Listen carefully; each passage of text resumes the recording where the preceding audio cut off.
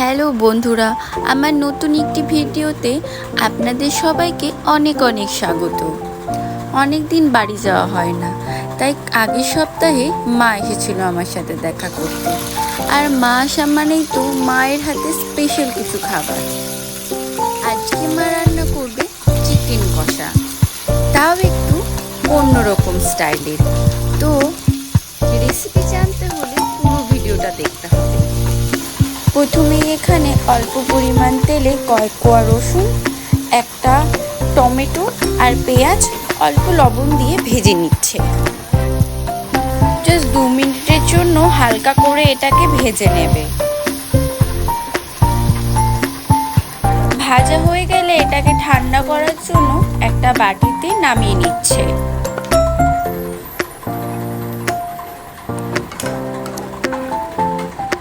এরপর ওই সেম কড়াইতেই অল্প পরিমাণ তেল দিয়ে দিচ্ছে, তাতে একটা শুকনো লঙ্কা ফোড়ন দিয়ে দিল, কয়েকটা তেজপাতা আর অল্প পরিমাণে জিরে দিই। ফোড়নগুলো দিয়ে অল্প করে নাড়াচাড়া করে নিচ্ছে। তারপর এটাতে একটা কেটে রাখা পেঁয়াজ ও অল্প পরিমাণে টমেটো কুচি দিয়ে দেবে।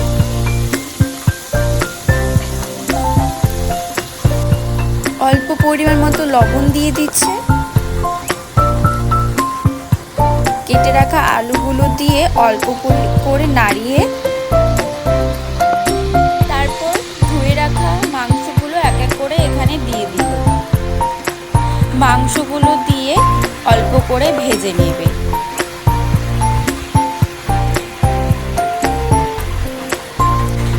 পরিমাণ মতো লবণ দিয়ে দিচ্ছে, পরিমাণ মতো হলুদ গুঁড়ো দিয়ে ভালো করে মাংসটিকে ভাজতে হবে।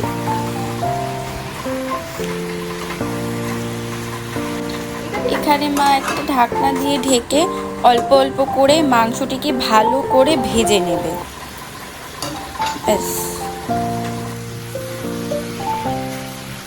এখানে কিন্তু মা মাংস ভাজার জন্য হলুদ আর লবণ ছাড়া কোনো রকম গুঁড়ো মশলা এখনো ইউজ করেনি।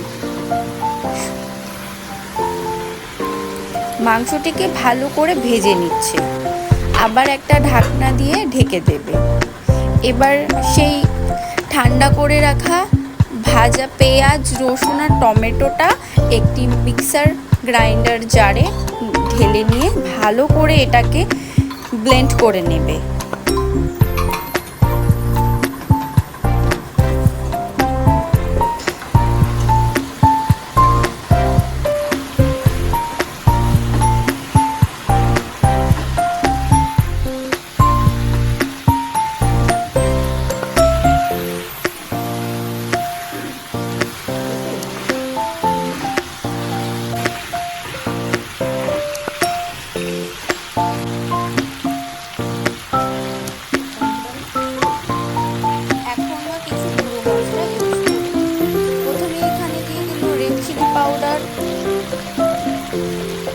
পরিমাণ মতো জিরে গুঁড়ো, পরিমাণ মতো ধনে গুঁড়ো ও অল্প পরিমাণে কিচেন কিং মশলা আর অল্প চিকেন মশলা আর অল্প জল দিয়ে মশলাগুলো ভালো করে ভেজে নেবে মাংসের সাথে।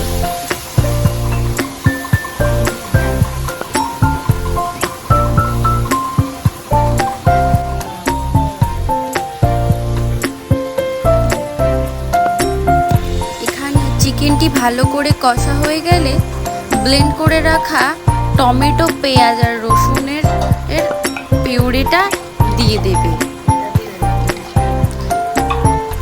দেওয়া হয়ে গেলে এখানে এটিকে ভালো করে মশলাটির সাথে কষিয়ে নিচ্ছে। মাংসের আসল স্বাদই কিন্তু অল্প অল্প করে গরম জল দিয়ে কষিয়ে নেওয়া। মাংসটিকে যত কষানো যায় মাংসর টেস্ট তত বাড়ে।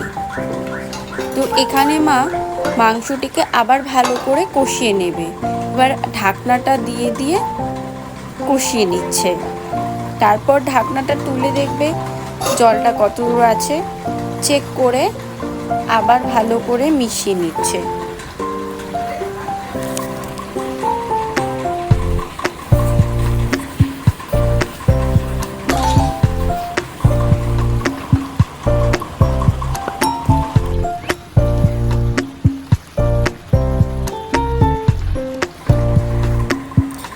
ঢাকনাটা উঠিয়ে আবার চেক করে নিচ্ছে। মাংসের ঝোলটা অনেকটাই প্রায় শুকিয়ে এসেছে। এবার আবার নাড়িয়ে চাড়িয়ে ভালো করে কষিয়ে নিচ্ছে। মাংস যত কষাবেন তত বেশি টেস্ট হবে, আগেই তো বলেছিলাম।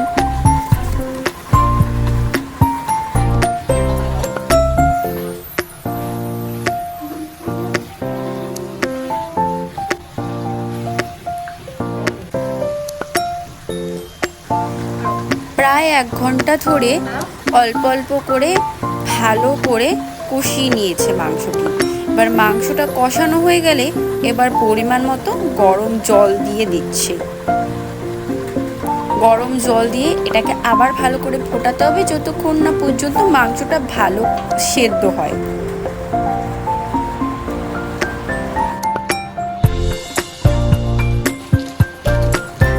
এবার এখানে পরিমাণ মতো গরম মশলা দিয়ে দিচ্ছে।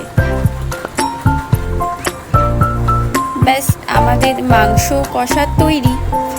এবার মা আমার জন্য সুন্দর করে প্লেটটাকে সার্ভ করে নিচ্ছে। অল্প পরিমাণে ডাল, গরম গরম ভাত আর কষা মাংস। ব্যাস আর কি লাগে। দুপুরের লাঞ্চে কষার মাংস দিয়ে গরম গরম ভাত একদম পুরো জমে যাবে।